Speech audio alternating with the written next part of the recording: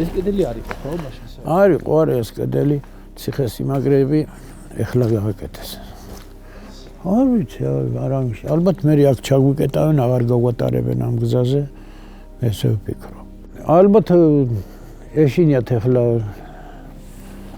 არავინ მიუვარდეთ ამ ხელა ფულს აკეთებენ და თქვენ წარმოიდგინეთ იქ მაღაზიები, რესტორნები.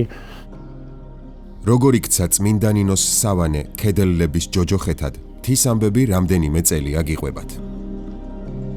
წლების განმავლობაში ბოდბის მონასტრის სამეზობლოსთვის ცხოვრება არაფრით უმჯობესდება. ამიერიდან სახლამდე მისასვლელი გზის გასავლელად მონასტრის დაცვამ შლაგბაუმი უნდა გაუღოს.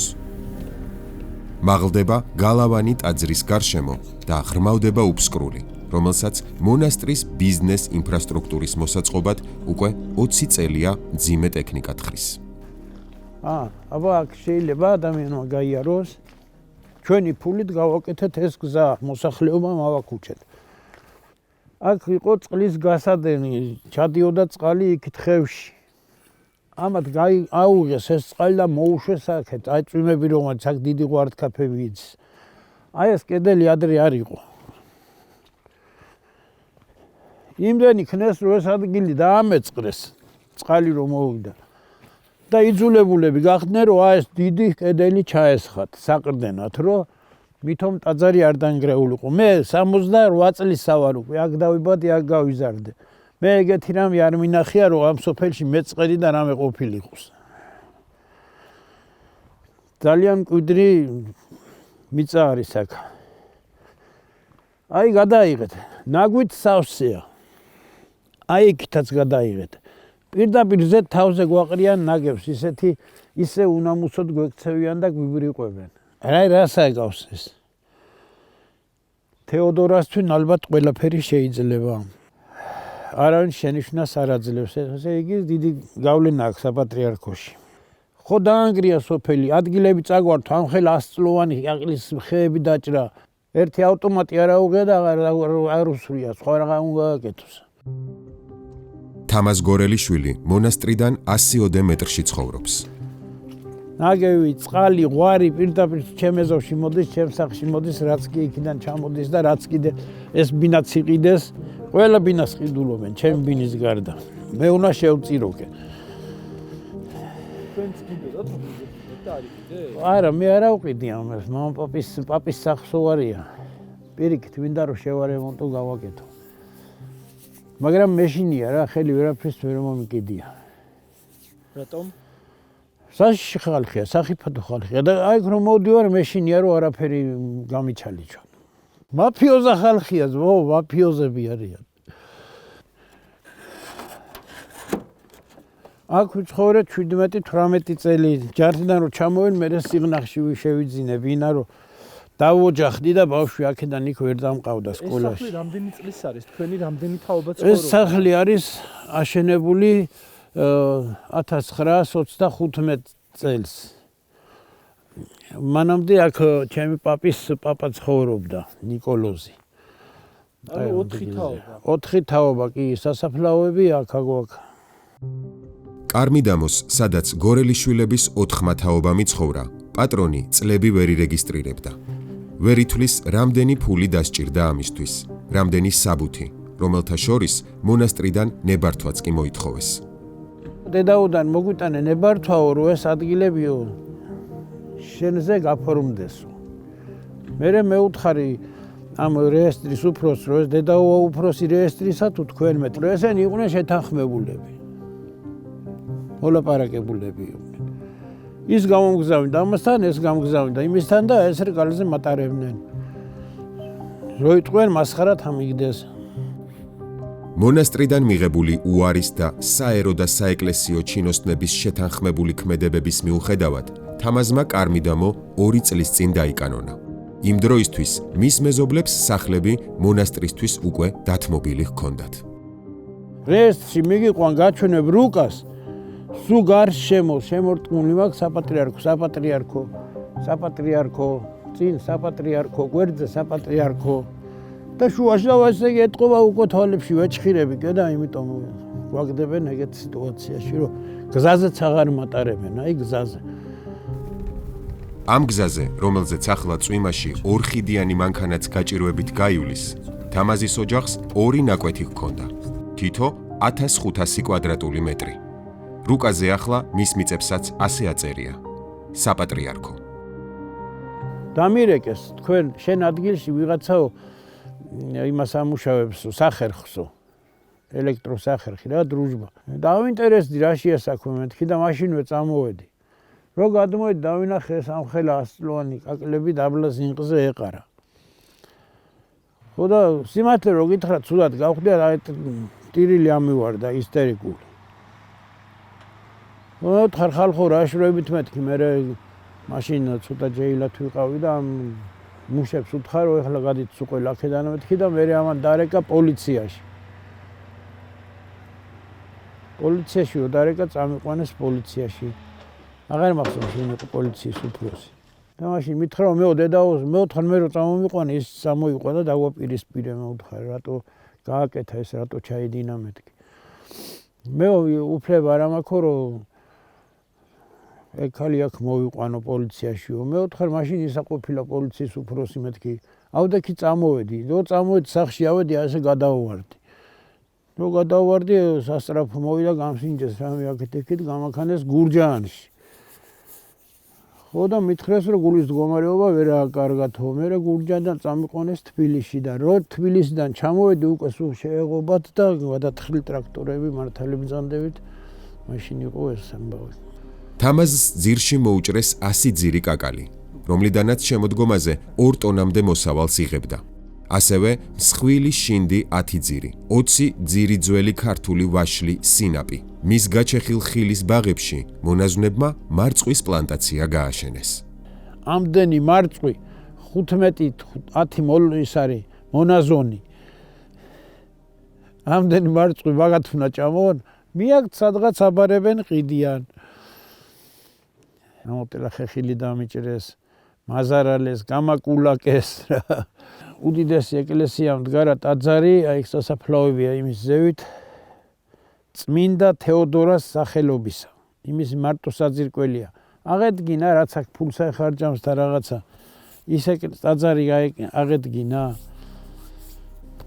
მაგრამ ესენი მოსულები არიან ფულის გასაკეთებლად.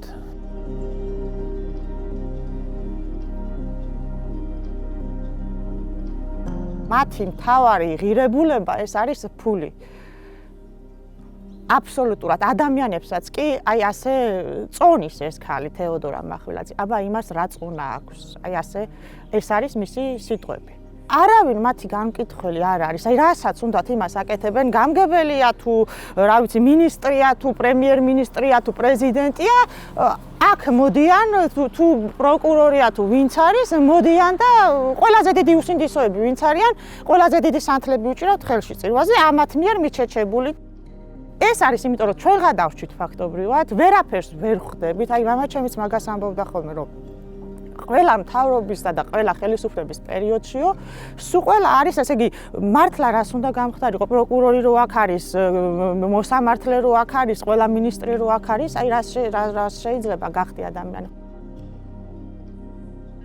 აი აქ გვინდოდა გაგვეკეთებინა პატარა კაფე ცოტა უნდა მოგვესწორებია ეს ადგილი ცოტა ისეთი ადგილი იყო რომ გაგვესწორებია რომ ეს ადგილი ესე აგვეშენებია ეს რაღაც და არ მოგწევს იმის უფლება რომ აქ ტრაქტორს ემუშავა. არაფრის საშუალებას არ გვაძლევდნენ. იმ წუთში პოლიციას იძახებდნენ თუ ვინმე შემოვიდოდა რაღაცა რომ აი მე მან არ შეიძლება არავის შესვლა ხმაურია ეს არის წმინდანი მოწუხდება ეხლა არ წუხდება წმინდანი ნუ რა ამბავია. ხედავთ რა ამბავი არის იქ.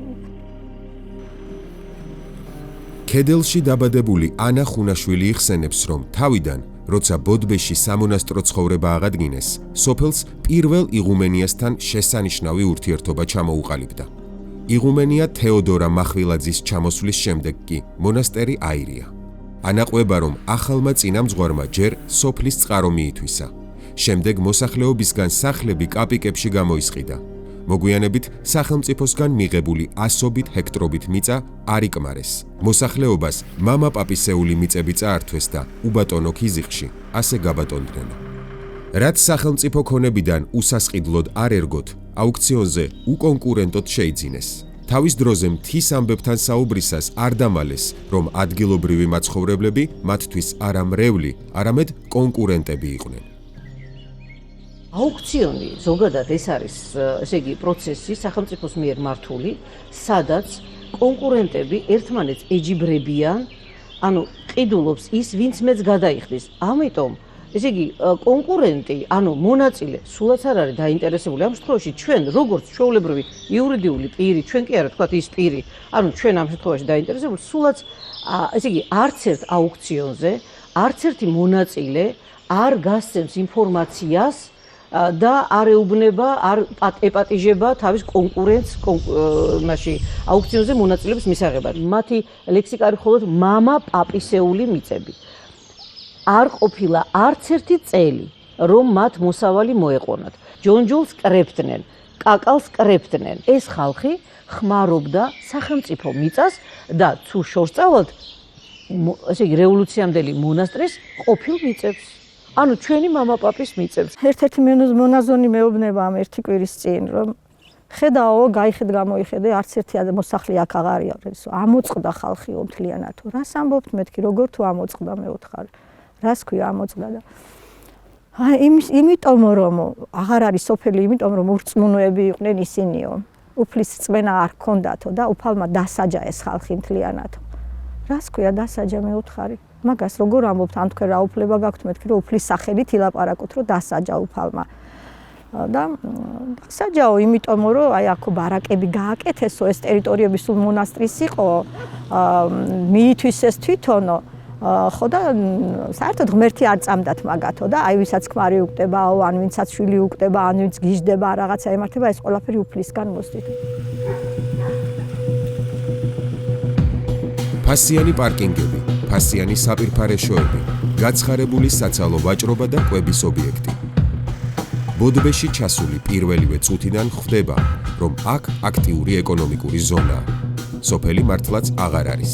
ყველაფერი, რასაც თვალს შეავლებ, თეოდორასია, ეკლესიისა. შეისყიდა ალბათ თუ ან არენდით აიღო ეკლესია, აი ესე გაპაპაჯორებული ამ სიტყვის მნიშვნელობით, აი ესე თავხედურად იქცევიან. მოვიდა დახეული ფლოსტებით და დაკერებული ჩულქებით და ახლა გაპეწკილი დადის. ამხელა ტელეფონები უჭირავთ, შინა გათბობა, მიწისქვეშა გათბობა, სატელიტური ანტენები, ყველაფერი ასეთი მანქანები. შიგნით რო შეხვიდეთ, სასტუმრო აქვს თავისი მოწყობილი მესამე სართულზეა თუ მეორეზე არ ვიცი, თავისი ახლობლები რომ მოდიან და ბიზნესმენები და ვიღაცები იქ ათავსებენ, ღამე აქ რჩებიან ხოლმე, დილით ადრე მიდიან 5 საათზე და ახლობით 6 საათზე არავინ არ შენიშნოს. დიდი ზალი ესე იგი დატვირთული, რა ვიცი, რა შესაწირების შესდით, არსად არ ფიქსირდება, ვინ რა შესწირა, რამდენი შესწირა. მე მაგალითად ძველ ხელნაწერებში და იმაში და საერთოდ ძველ დოკუმენტებში წერია, რომ ამ ადამიანმა ამდენი შესწირა, ეს ამას მოხმარდა, ეს ამას მოხმარდა. აი, გაუმაძღრობის სინდრომიო რო იტყვია, როგორ შეიძლება ამდენი ჰექტორობით მიწები, ხო? თბილისში 2 მაღაზია აქვს. აქ ხო გააკეთეს ეს მაღაზია კიდევ. და გინახიათ ესე, აი წმინდა ნინო, რომელიც ცხოვრობდა ერთი უბრალო მაყულის ბუჩქის ქვეშ, ხო? ცხეთაშიც და აქაც. რომელმაც არაფერი არ დაგვიტოვა ამ დედამიწაზე, არც ოქრო, არც ვერცხლი, არც წიგნი, არც ფული. ჩვენი სულიერი ცხოვრება შესთვალა, რომ ერთმანეთი გვიყვარდეს, რომ არ იყოს ომი დედამიწაზე. ახლა ადამიანების სულს რა გაუკეთეს ხედავთ. ასეთი ქადაგებით შეიძლება რამეს მივახციოთ. ასეთი ქადაგებით შეიძლება თავისუფლება მოიპოვოთ, დემოკრატია მოიპოვოთ. სად იყავით თქვენ? ანა ხუნაშვილი მაყურებელმა რამდენიმე წლის წინ ამ ვიდეოდან გაიცნო. როდესაც ბოდბის მთავარ ეპისკოპოს იაკობს სათქმელი პირში მიახალა. მის ოჯახს ჯერ კაფის მშენებლობის საშუალება არ მისცეს საკუთარ მიწაზე. შემდეგ კი ჟურნალ ბოდბის სამრეკლოს გამოცემა აუკრძალეს. ეგენი ყველაფერზე წამსვლელები არიან. მე მინდავთ ხო ყველას, ვისაც შეუძლია რომ დაგვიცვას. ჩვენ ვართ დაუცველები აბსოლუტურად. მე მეშინია მაგათი. ძალიან მეშინია. ხანდახან მინდა რომ საერთოდ წავიდეთ აქედან უცბად ჩავყარო ყველაფერი რაღაც აუცილებელი ნივთები ჩემს შვილებს ხელი მოვკიდო და წავიყვანო გავიდე საზღვარგარეთ და მათ თხოვ აქ თუ ვერ დამიცავე რომ შემიფარე ტოლვილად ვიქნები ოღონდ დაცული ვიყო რომ ჩემი შვილების სიცოცხლე გადარჩეს მეთქი ესე ხო არ შეიძლება ხო